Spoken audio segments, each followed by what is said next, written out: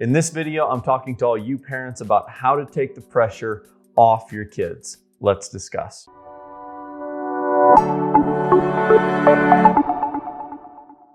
So this video is really directed at two groups of parents. The first is the group of parents that see their kids putting way too much pressure on themselves, whether it's sport or a performance or their school or just their life in general. The second are the parents who worry at times if they're putting too much pressure on their kids, or the parents who are just wondering how to make sure that they don't do that. So in this video, I'm really going to try to accomplish three things. The first is to help you understand why this is happening, as in help you understand why are they putting or why are they feeling this much pressure on themselves. Number two is to help you recognize the signs that this is happening. And number three, to help you understand what you can do as a parent if you start to see some of these signs. This is going to be a longer video, so grab a cup of coffee or your favorite beverage and let's get started. Also, before I forget, I do have a free gift for you today for stopping by the channel. If you have a child that's an athlete or really any kind of performer and you see them struggling mentally with pressure,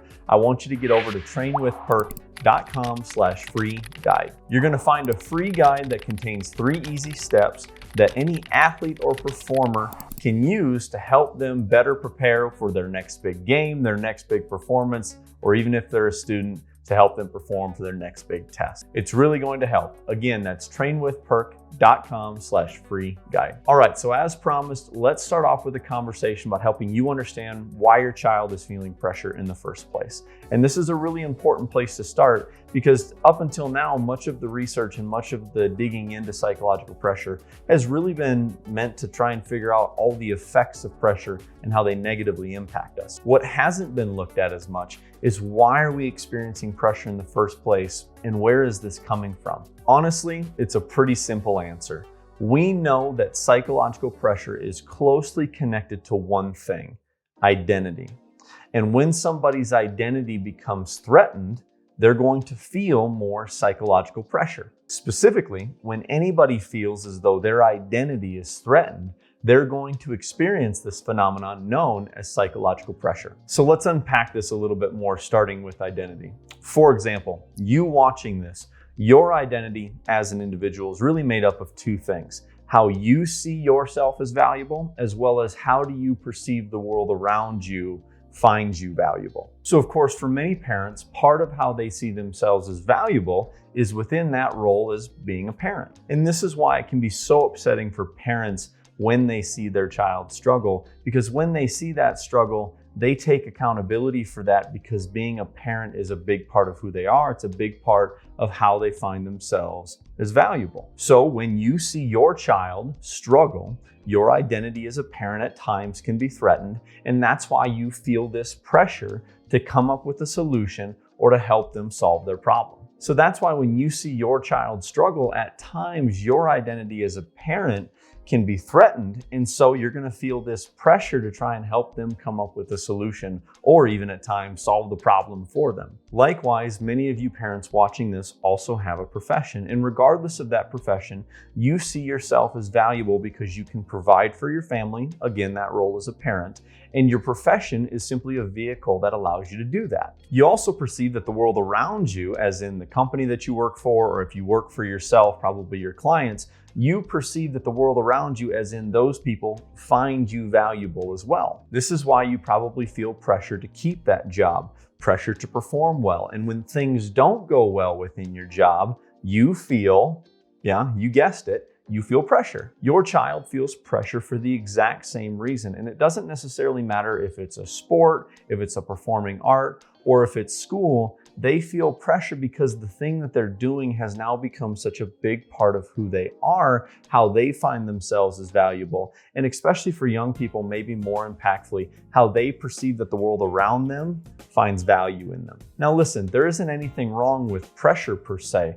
Pressure is absolutely a part of life, and it needs to be something that every single person learns how to deal with and perform in the face of, because in many ways, pressure can be a privilege. It can be a sign that you're doing something meaningful and impactful to your life. And with your children, it's no different. However, there's absolutely a big caveat to that, because there's absolutely a point when anyone, not just a child, can be experiencing pressure that becomes too great to a point where it becomes unhealthy. And this is because whatever it is that the thing that that person is doing has become too much of who they are, too much of their identity. We've all seen the classic stereotypical Hollywood movie where the parent gets way too caught up in their job, works too much, and neglects other aspects of their life. And I think based on what we've talked about to this point in this video, you now understand why that happens, not just in Hollywood, but also in real life. For myself personally, being someone who's trained in high performance psychology and who has spent the last decade working with Olympic and professional performers all the way down to the youth athlete performers, this is something that I've absolutely seen a ton of. Now, for those higher level athletes and performers, it absolutely makes sense why they're facing the kind of pressure that they do. However, the amount of pressure that I see kids facing and that I see kids putting on themselves at this point is becoming alarming. I've absolutely met athletes who their athlete's entire existence is wrapped up in their sport. Their friends are their teammates. Their dad wants to be their coach all the time. And whenever they go to holiday get-togethers, all their relatives talk to them about is their sport. I'll tell this story real quick because I had a dad about a year ago now call me up because his son needed some help. His son had had a great 11U baseball season. His dad thought that he was going to go D1. All of the coaches around the athlete was telling him, hey, you're going to be a D1 athlete. And then all of a sudden in this athlete's 12U year, he gets hurt. And now he's really struggling. He's 12. None of what I just said in that story is an exaggeration. I wish it was. But the fact is that this athlete is struggling not because of the injury, but because of the pressure that this athlete feels to get back onto the baseball field because of how much baseball has become not only a part of who this young child is right now, but who this young child is expected to be in the future. And of course, this isn't just isolated to athletes. It absolutely happens to young children who are other forms of performers, as well as kids who, feel a lot of pressure to do really well in school. And that exact same thing can happen to any child that's a performer or any child that feels like they need to really do well in school. If you've gotten value from this video so far, make sure to hit that thumbs up button for me right now. All right, so let's go over a few of the most common signs to help you recognize if this is happening with your child. All right, the first sign is if your child experiences a big drop off in performance when the performance, the game, or the test start. And this is a very common one, especially for athletes and performers who walk away from a performance where they did not perform very well or even choked, and they couldn't even tell you what happened or what went wrong. Odds are if that's happening, and if you've had that happen with your athletes, they were experiencing a lot of pressure in that moment. Same with test takers. If your child gets a terrible grade on a test, but after the test is over, they can basically tell you what all the correct answers were, odds are they were experiencing a lot of pressure as soon as that test started. All right, number two, the second sign is they struggle with performance anxiety. And this isn't terribly surprising, but if you notice it in your child or they described you that they're very jittery, they're nervous, their mind starts to racing, they don't really seem like themselves, odds are they're experiencing some performance anxiety. Now, performance anxiety is obviously a sign of pressure, but I do have some videos here on this channel. I'll leave them up here, at least I'll leave one of them up there. I think I can only do one at a time, but I'll leave a video up there to kind of help you start to recognize some of these other signs of performance anxiety. And then I've also got a video about how to help you overcome that as well. So make sure that you get over to the channel after this one if you're one of those people, and you can check that out. All right, the third sign of a child who's experiencing a lot of pressure in a thing that they're doing is that they get emotional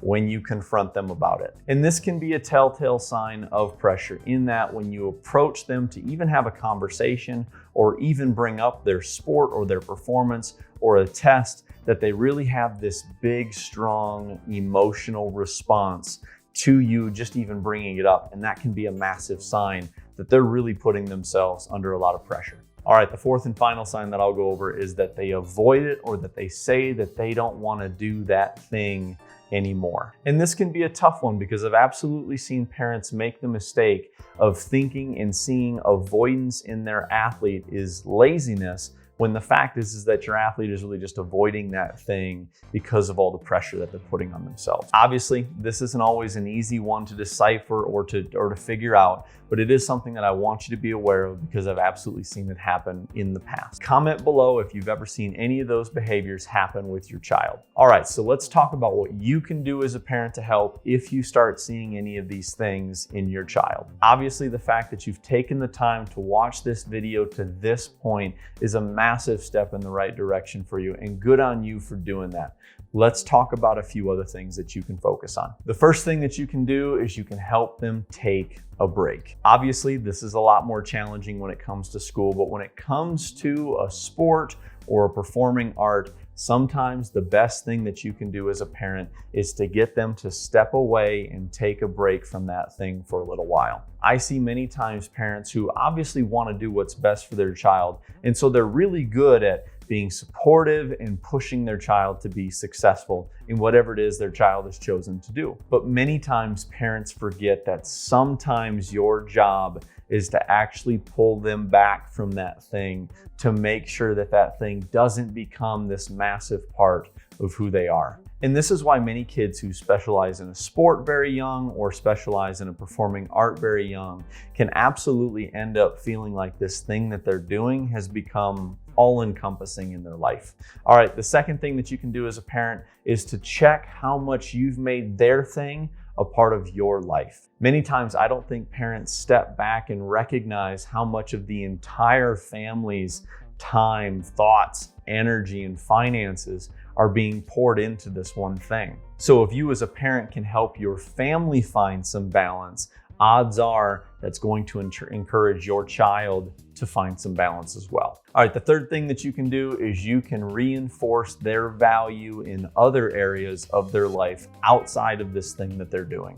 Now, this obviously looks very different for each parent and each family, but even if you gave them praise for doing a good deed for somebody else or being especially helpful around the house in their role as a son or a daughter, literally anything that you can show them praise for that has nothing to do with the thing that they're doing, whether they're an athlete, a performer, or a test that they have coming up. If you consistently show them value outside of that thing, odds are they're going to internalize themselves as being valuable for something other than that thing. All right, number 4 is to find a specialist or a coach. This could be someone like myself if they're an athlete or a performer, or maybe you could help get them a test specialist if it's something to do with school. The point here is that sometimes, in spite of the parent's best effort, the child is just going to put a ton of pressure on themselves. And honestly, an unfortunate side of being a parent is that you're the only voice that they hear. And sometimes as a parent,